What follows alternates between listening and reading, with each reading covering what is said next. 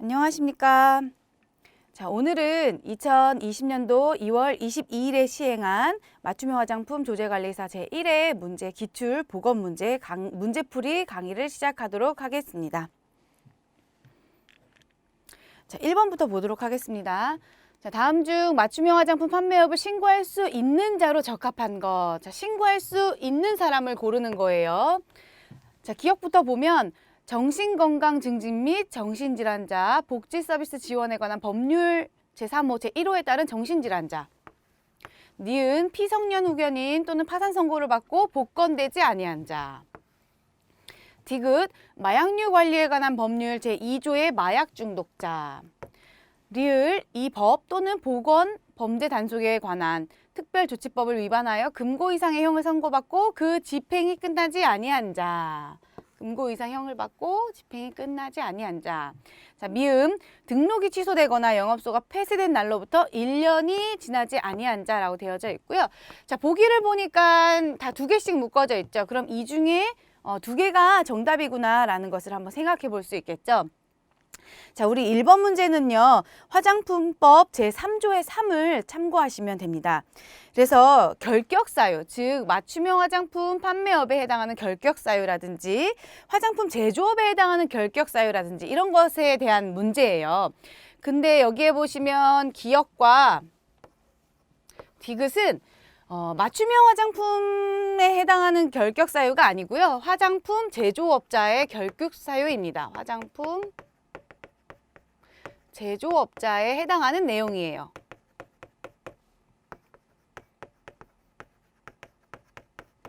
그러니까 기역과 디귿은 제조업자에만 해당하는 내용이니 맞춤형 화장품 판매업은 신고할 수가 있겠죠. 나머지 니은 그리고 리을, 미음은 맞춤형 화장품 판매업을 신고할 수 없는 사람들입니다. 이거는 결격사유에 해당합니다. 그래서 정답은 2번이 됩니다. 네, 다음 문제 넘어가도록 하겠습니다.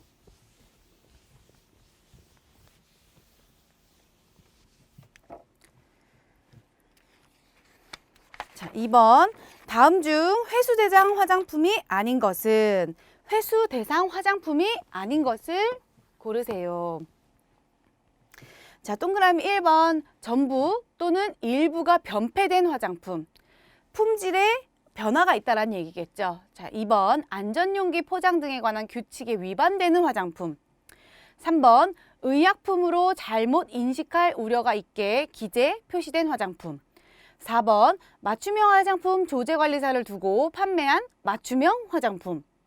5번 사용기한 또는 개봉 후 사용기한을 위조, 변조한 화장품이라고 되어져 있는데요. 자, 이 문제는요. 화장품법 제16조 그리고 화장품 시행규칙 제14조의 2를 참고하시면 됩니다.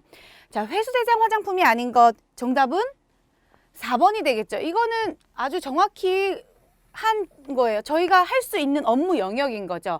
맞춤형 화장품 조제관리사를 두고 그리고 판매한 맞춤형 화장품. 이거는 회수대상 화장품이 아니라 저희가 판매 가능한 화장품이겠죠. 자, 회수대상 화장품에 대한 내용도 좀 알아두시면 좋습니다. 그래서 1번, 2번, 3번, 5번의 경우는요. 다 회수대상 화장품에 해당하는 내용입니다. 자, 그리고 4번을 만약에 회수대상 화장품에 해당하는 걸로 만들고 싶다라고 하면요. 맞춤형 화장품 조제관리사를 두지 않고 판매한 맞춤형 화장품은 회수대상 화장품에 속하겠죠. 정답은 4번이 됩니다. 자, 다음 문제 넘어가겠습니다. 자, 3번 화장품 내용물이 갖추어야 할 주요 품질 요소들을 모두 고르세요. 자, 품질 요소. 우리 화장품의 내용물이 갖추어야 할 품질 요소는 4개가 있죠. 제일 먼저 안전성. 그 다음 두 번째 안정성. 세 번째 사용성. 네 번째 유효성이죠. 자, 이 네 가지를 각각 살펴보면 첫 번째 안전성은요. 제품을 사용했을 때 내 피부에 트러블이라든지 알레르기 이런 반응이 없어야 된다는 것. 사용상 피부에 닿았을 때 안전하다라는 게 안전성이고요. 안정성은 제품 자체를 놓고 말합니다. 이 제품 자체가 변질, 변색, 변취 뭐 이런 것들이 없어야 된다는 게 안정성이고요. 사용성이라는 것은 내가 사용했을 때 사용감이 좋아야 된다라는 얘기예요. 뭐 예를 들어서 제품을 발랐을 때 정말 제품을 사용할 때 용기가 마음에 든다든지 아니면 뭐 디자인이 좋다라든지 잡히는 이 느낌이 좋다라든지 이렇게 사용할 때 얼만큼 좋은가라는 걸 따지는 것이 사용성이고요. 유효성은 내가 제품을 썼을 때 얼마만큼의 효과가 나타날 수 있느냐. 즉 내가 건조해서 화장품 보습제를 썼어요. 그러면 이 보습제가 얼만큼 내 피부에 촉촉함을 부여시켜 주는지 이런 효과가 얼만큼 나는지를 봐서 유효성이다라고 합니다. 그러면 이 네 가지에 해당하는 것을 고르면 되겠죠. 첫 번째 안전성 있고, 두 번째 안정성 있고, 세 번째 사용성이 있네요. 그럼 정답은 기역, 니은, 미음이 있는 2번이 정답이 되겠습니다.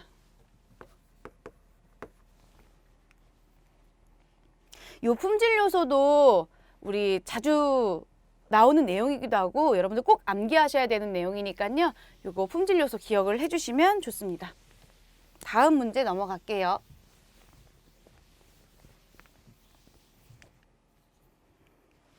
자, 그 다음 4번. 개인정보의 수집, 이용의 범위에 해당하지 않는 것은? 자, 개인정보 이용 범위에 해당하지 않는 것을 고르세요. 동그라미 1번. 정보 주체의 동의를 받은 경우. 동그라미 2번. 공공기관의 업무 관리를 위한 경우. 3번. 법률에 특별한 규정이 있거나 법령상 의무를 준수하기 위하여 불가피한 경우. 4번. 명백히 정보 주체 또는 제3자의 급박한 생명, 신체, 재산의 이익을 위하여 필요하다고 인정되는 경우. 자, 5번. 개인정보 처리자의 정당한 이익을 달성하기 위하여 필요한 경우로서 명백하게 정보 주체의 권리보다 우선하는 경우라고 되어져 있는데요. 자, 4번에는 개인정보법 제15조를 참고해서 문제를 풀어보시면 됩니다. 그래서 정답은요. 2번에 해당하는 내용이고요. 공공기관의 업무를 위한 경우가 아니라 공공기관이 법령 등에서 정하는 소관 업무의 수행을 위해서 불가피한 경우, 업무 관리를 위한 게 아니라 불가피한 경우. 그래서 정답은 2번이 됩니다. 자, 제가 지금 문제풀이를 하면서 계속 여러분들 참고하셔야 되는 법령에 대한 얘기를 계속 할 거예요. 그래서 그거를 꼭 같이 적어 놓으셨다가 혼자 다시 공부하실 때 법규를 꼭 참고해서 공부하셨으면 좋겠습니다. 자, 그 다음 문제 넘어가도록 할게요. 자, 5번. 화장품 유형이 올바르게 연결된 것을 고르세요. 동그라미 1번. 메이크업 베이스는 기초 화장용. 동그라미 2번 마사지 크림은 목용용, 3번 데오드란트는 채모 제거용, 4번 마스카라는 색조 화장용, 5번 손발의 피부 연화 제품은 기초 화장용이라고 되어져 있는데요. 이 화장품 유형에 관한 것은 화장품법 시행규칙 제19조 별표 3을 참고하시면 됩니다.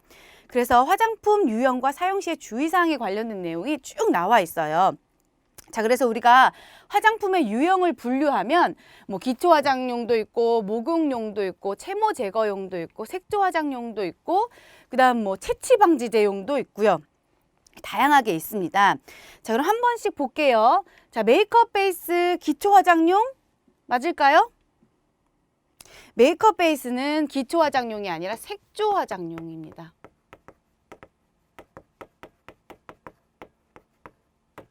이거 메이크업 베이스 외에 색조 화장용에 속하는 것은 페이스 파우더, 립스틱, 립글로즈, 립밤, 볼 연지, 그리고 뭐 바디 페인팅 이런 것들이 색조 화장용에 해당합니다. 그럼 1번은 틀렸죠.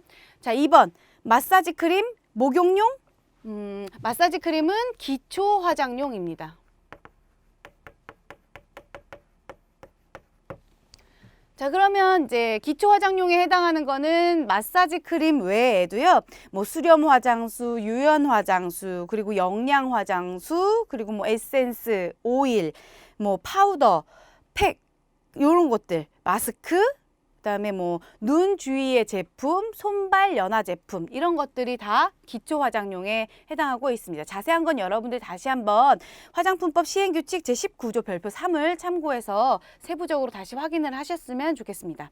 자, 그다음에 동그라미 3번 데오드란트는 채모 제거용이 아니라 얘는 채취 방지용입니다. 채취 방지용. 냄새를 제거한다라는 거겠죠. 자, 데오드란트 다 뭔지 아시죠?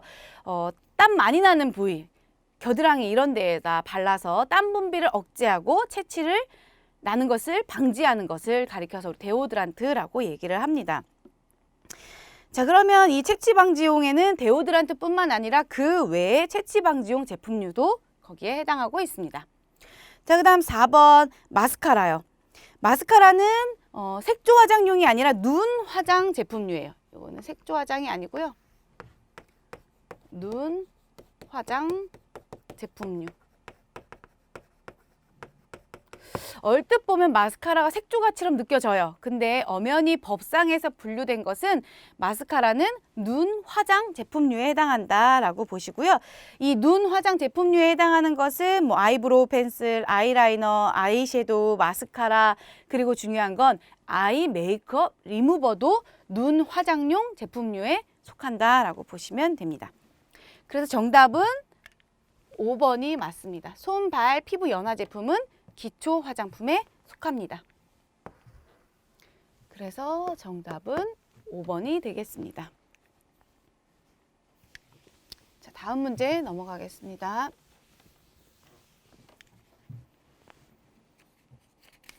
자, 6번. 다음 중 개인정보 보호 원칙으로 옳지 않은 것을 고르세요. 개인정보 보호 원칙으로 옳지 않은 것. 자, 동그라미 1번. 개인정보의 익명 처리가 가능하다 해도 반드시 실명으로 처리해야 한다. 2번.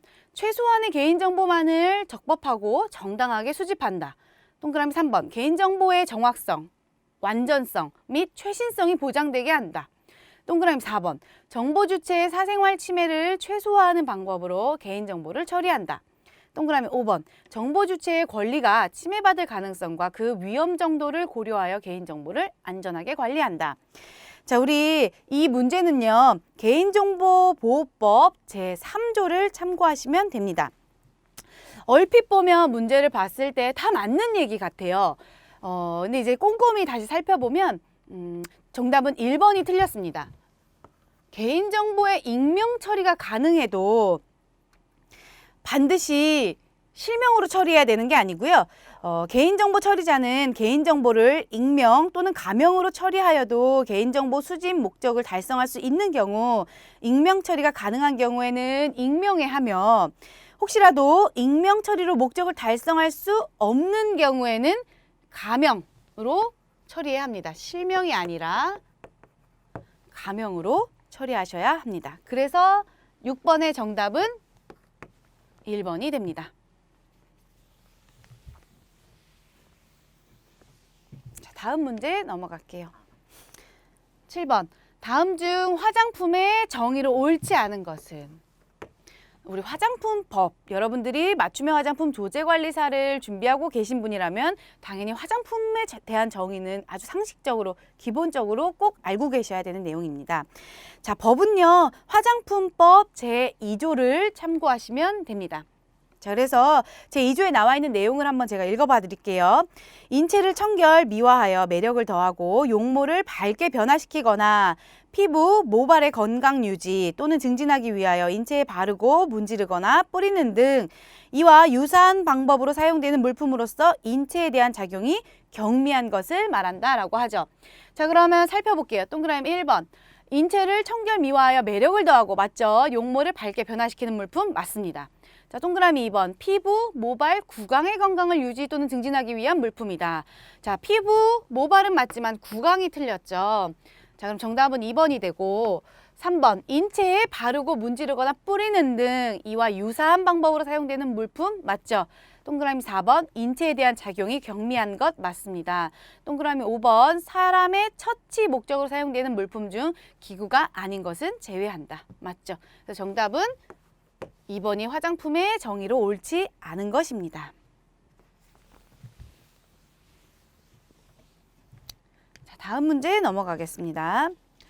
자, 다음 보기에 제시된 맞춤형 화장품의 전 성분 항목 중 사용상의 제한이 필요한 보존제에 해당하는 성분을 모두 고르세요. 자, 우리 맞춤형 화장품은요, 사용할 수 없는 원료가 있고 또 사용상의 제한이 필요한 원료가 있습니다. 그 중에 대표적인 것이 보존제죠. 그럼 여기에서 보존제에 해당하는 성분을 모두 고르세요 라고 되어져 있는데, 자, 이 문제는요, 화장품법 제8조 그리고 화장품 안전기준 등에 관한 규정을 참고해서 문제를 풀어보시면 됩니다. 특히 사용상의 제한이 필요한 원료는요, 별표 2에 나와 있으니까 요거는 꼭 다시 한번 확인을 해보셨으면 좋겠습니다.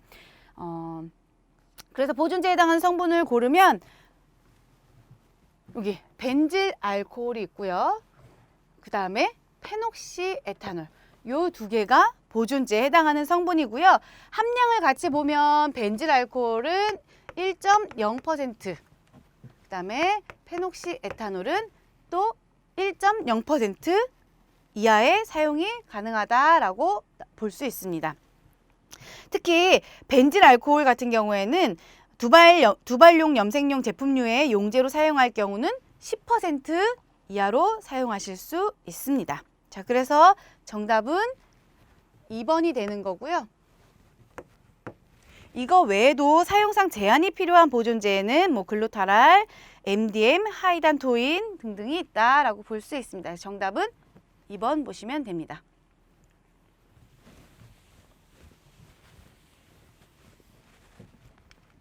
자, 그러면 9번 문제 풀어보도록 하겠습니다.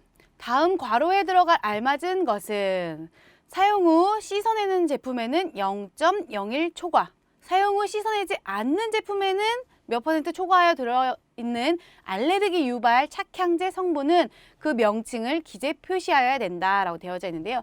여기 나와 있는 이 문구는요, 착향제의 구성 성분 중 알레르기 유발 성분에 관한 내용입니다. 그래서 얘는 화장품 사용 시 주의사항 및 알레르기 유발 성분 표시에 관한 규정을 참고하시면 됩니다.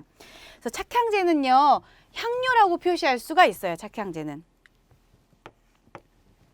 다만 착향제의 구성 성분 중에 식품의약품안전처장이 정하여 고시하는 알레르기 유발 성분이 있는 경우에는 향료로 표시할 수 없고 해당 성분의 명칭을 기재 표시해야 합니다. 이게 그 내용이고, 이 조건이 사용 후 씻어내는 제품에는 0.01 초과, 사용 후 씻어내지 않는 제품이에요. 그러면 씻어내지 않으면 피부에 더 남아있을 우려가 있겠죠.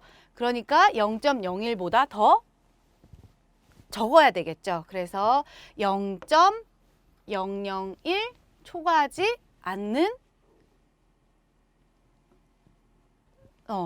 사용 후 씻어내지 않는 제품에는 0.001% 초과하면 안 된다라는 얘기입니다. 정답은 4번이 됩니다. 요 문구는 여러분들 꼭 기억을 해주셔야 돼요. 사용 후 씻어내는 제품에는 0.01 초과, 사용 후 씻어내지 않는 제품에는 0.001 초과해서 들어있는 알레르기 유발 성분은 그 명칭을 꼭 기재하셔야 된다. 정답은 4번이 됩니다. 다음 문제 넘어가겠습니다. 퍼머넌트 웨이브 제품 및 헤어 스트레이트너 제품 사용 시 주의사항으로 옳지 않은 것은? 자, 동그라미 1번 두피, 얼굴, 눈, 목, 손 등에 약액이 묻지 않도록 유의하고 얼굴 등에 약액이 묻었을 때는 즉시 물로 씻어내야 돼요. 사용상 주의사항을 묻는 문제죠. 동그라미 2번 머리카락 손상 등을 피하기 위하여 용법, 용량을 잘 지켜야 되고 가능하면 일부에 시험적으로 사용하여 볼 것. 일부에 시험적으로 사용하여 볼 것이라는 것은 패치 테스트를 하라는 얘기죠. 자, 그 다음 동그라미 3번 섭씨 15도 이하의 어두운 장소에 보관하고 색이 변하거나 침전된 경우 사용하지 말 것. 자, 동그라미 4번. 개봉한 제품은 7일 이내에 사용할 것. 에어로졸 제품이나 사용 중 공기 유입이 차단되는 용기는 표시하지 않는다. 자, 5번. 제1단계 펌어액 중 그 성분이 과산화수소인 제품은 검은 머리카락이 갈색으로 변할 수 있으므로 유의하여 사용할 것이라고 되어져 있는데요. 이 문제는요, 화장품법 시행규칙 제19조 별표 3을 참고하시면 됩니다. 화장품 유형과 사용 시의 주의사항에 관련된 내용이고요. 그래서 여기에서 틀린 내용은 5번이에요. 5번은 제1단계 펌어약이 과산화수소가 들어있는 게 아니고요. 제2단계 펌어약에 과산화수소 제품이 들어있어서 검은 머리카락을 갈색으로 변하게 할 수 있습니다. 그래서 주의해야 된다라고 보시면 됩니다. 정답은 5번이 되겠습니다. 자, 다음 문제 넘어갈게요. 자, 11번. 화장품 제조에 사용된 성분 및 내용량의 중량을 표시해야 되는 방법으로 옳은 것을 고르세요. 자, 중량. 동그라미 1번. 산성도, pH 조절 목적으로 사용되어지는 성분은 중화 반응에 따른 생성물로 표시할 수 있다. 동그라미 2번. 착향제의 구성 성분 중 알레르기 유발 성분이 있는 경우에는 향료로 표시할 수 있다. 동그라미 3번.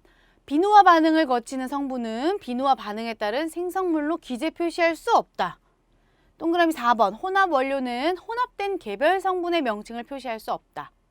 동그라미 5번. 화장 비누의 경우 수분을 포함한 중량만을 표시해야 된다라고 하는데 여기서 옳은 것을 고르라고 했죠. 자, 이 문제는요, 화장품법 시행규칙 제19조 별표 4를 참고하시면 되고요. 화장품 포장의 표시 기준 및 표시 방법에 나와 있습니다. 그래서 보면 정답은 1번이 맞는 얘기예요. 옳은 거는 1번만 맞고, 자, 나머지 내용은 다 틀렸습니다. 자, 보면 착향제의 구성 성분 중 알레르기 유발 성분이 있는 경우에는 향료로 표시할 수 없죠. 향료로 표시할 수가 없고 해당 성분의 명칭을 표시 기재하셔야 됩니다. 자, 그 다음에 동그라미 3번은요. 비누화 반응을 거치는 성분은 비누화 반응에 따른 생성물로 기재 표시할 수 있다죠. 자, 동그라미 4번. 혼합 원료는 혼합된 개별 성분의 명칭을 표시해야 합니다. 있다. 개별 성분 표시해야 돼요. 자, 화장 비누의 경우 수분을 포함한 중량만을 표시한다? 아니죠. 화장 비누는요, 수분을 포함한 중량과 건조 중량을 함께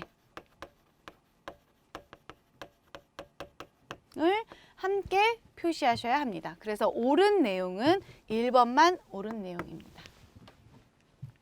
11번의 정답은 1번입니다.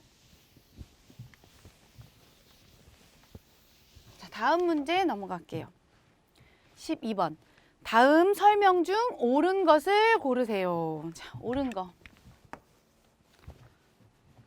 동그라미 1번. 계면활성제는 수분의 증발을 억제하고 사용 감촉을 향상시키는 등의 목적으로 사용되어진다. 자, 동그라미 2번. 고분자 화합물은 제품의 점성을 높이고 사용감 개선 및 피막 형성을 위해 사용된다. 3번. 유성 원료는 피부에 홍반, 그을림, 흑화 등을 완화하는 데 도움을 주며 화장품의 내용물 변화를 방어하는 목적으로 사용된다. 동그라미 4번.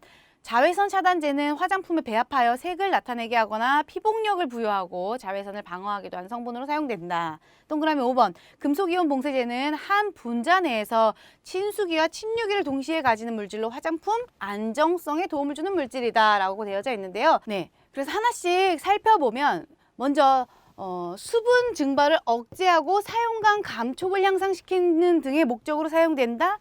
이 말은 계면활성제가 아니고 유성원료입니다. 유성원료가 뭐냐면요. 피부의 수분을 조절하고 흡수력을 좋게 하고 또 부드러움을 제공하는 등 보호와 유연작용을 사용하는 크림 내지는 유액 이런 걸 가리켜서 유성원료라고 합니다. 그래서 유성원료에 해당하는 것은 주로 왁스류, 동물성 왁스가 있고요. 식물성 왁스, 이렇게 왁스류가 주로 여기에 해당되고, 대표적인 예로는 동물성 왁스, 뭐 라놀린 이런 것들이 있고, 식물성 왁스에는 호호바 오일, 뭐 칸데릴라 왁스 이런 것들이 여기에 속한다라고 보실 수가 있습니다. 그래서 1번에 해당하는 설명은 유성 원료에 대한 설명입니다. 자, 그다음 동그라미 2번. 고분자 화합물은 제품의 점성을 높이고 사용감 개선 및 피막 형성을 한다. 요거는 맞는 내용입니다. 특히 고분자 화합물에는 대표적으로 점증제 그리고 피막제 이런 것들이 있는데요. 제품의 점성을 높이고 사용감 개선을 시켜준다라는 건 점증제고요. 피막 형성을 위해 사용된다라는 것은 피막제입니다.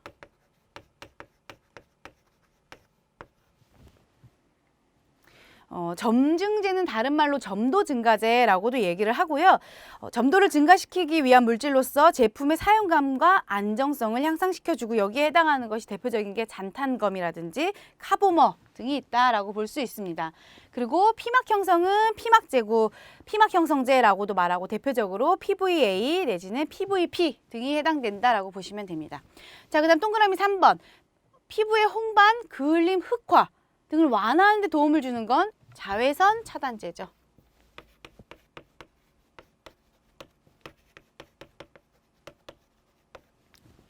제가 동그라미 3번에 해당됩니다. 자, 그 다음에 동그라미 4번. 자외선 차단제는 화장품에 배합하여 색을 나타내게 한다.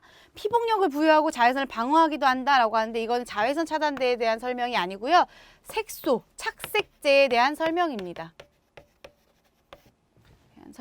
자, 그다음 5번. 금속이온 봉쇄제는 한 분자 내에서 친수기와 친유기를 갖는다. 이거 많이 들어봤죠? 금속이온 봉쇄제가 아니라 얘는 계면 활성제입니다.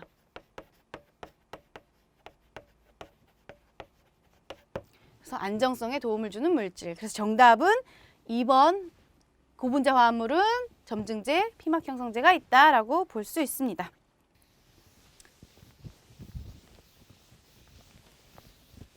자, 다음 문제 넘어가도록 하겠습니다. 자, 중대한 유해 사례 또는 이와 관련하여 식품의약품 안전처장이 보고를 지시한 경우 누가 언제까지 보고해야 하는가? 중대한 유해 사례예요. 자, 이 문제는요, 화장품 안전성 정보의 신속 보고라고 해서 화장품 안전성 정보관리 규정 제5조를 참고하시면 됩니다. 동그라미 1번. 화장품 제조업자가 그 정보를 알게 된 날로부터 10일, 그 다음에 15일, 뭐 20일, 그 다음 화장품 유통업자가 그 정보를 알게 된 날로부터 10일, 유통업자가 15일인데요. 일단 중대한 유해 사례와 이와 관련해서 식품의약품 안전처장이 보고를 지시한 경우 보고해야 되는 사람은요, 화장품 제조업자가 보고합니다. 그리고 그 정보를 알게 된 날로부터 15일 이내에 보고를 하셔야 합니다. 자, 중대한 유해 사례는 뭐냐면요, 사망을 초래하거나 생명에 위협하는 경우, 그리고 입원 또는 입원 기간의 연장이 필요한 경우, 그 다음 세 번째, 지속적 또는 중대한 불구나 기능 저하를 초래하는 경우, 그 다음 네 번째, 기타 의학적으로 중요한 상황, 아주 중요한 상황이기 때문에 반드시 그 정보를 알게 된 날로부터 15일 이내에 꼭 보고하셔야 합니다. 정답은 13번에는 2번입니다. 자, 다음 문제 넘어가겠습니다. 14번. 다음 중 화장품 보존제의 사용 한도로 옳은 것을 고르세요. 자, 보존제 한도. 이렇게 숫자 외우는 게 참 싫긴 하지만 보존제에는 사용 한도를 꼭 암기하셔야만 합니다. 특히 이 문제는 한마디로 사용상의 제한이 필요한 원료를 묻는 문제겠죠. 자, 클로페네신 0.2%, 살리실릭 엑시드 1.0%, 페녹시에탄올 1.0%, DMDM 하이단토인 0.1%, 징크피리치온 1.0%인데요. 여기에 사용 한도로 옳은 것은 페녹시에탄올입니다. 보존제죠. 대표적인 보존제 중에 하나고 페녹시에탄올은 1.0 이하로 사용하시면 됩니다. 그러면 틀린 걸 보면 클로페네신 같은 경우에는 0.3% 미만 이하고요. 그 다음에 2번 살리실릭 엑시드 같은 경우는 0.5% 이하입니다. 그리고 보존제로 썼을 때가 0.5% 이하예요. 그 다음에 4번에 해당하는 DMDM 하이단토인은 0.6% 이하. 그리고 징크 피리치오는 0.5% 이하인데 단 사용 후 씻어내는 제품에 사용이 가능하고 기타 제품에는 사용이 금지되고 있습니다. 그래서 정답은 14번에는 3번입니다. 자, 그 다음에 15번 풀어보도록 하겠습니다. 위해성 등급이 다른 경우 어느 것인가? 위해성 등급은 가등급, 나등급, 다등급으로 나뉘어져 있고요. 자, 동그라미 1번을 보면 포름 알데하이드 2000ppm 이상인 화장품, 미생물에 오염된 화장품, 신고를 하지 아니한 자가 판매한 맞춤형 화장품, 이물질 혼입되어 있거나 부착된 것에 해당하는 화장품, 화장품 또는 의약품으로 잘못 인식할 우려가 있게 기재에 표시된 화장품. 자, 이 문제는요. 화장품법 시행규칙 제14조의 2를 참고하시면 되는데 그 법규 내용을 잘 몰라도 혼자만 되게 강한 애가 하나 있어요. 뭐겠어요? 1번 포름알데하이드 같은 경우는 발암물질이죠. 그래서 정답은 1번이 틀립니다. 자, 그래서 위해성 등급이 가등급, 나등급, 다등급으로 나뉘어져 있고요. 요 나머지에 해당하는 내용들은 다 다등급에 해당하는 내용입니다. 다등급이고요. 1번에 있는 포름알데하이드가 2000ppm 이상인 화장품은요. 회수 대상 화장품이에요. 얘는.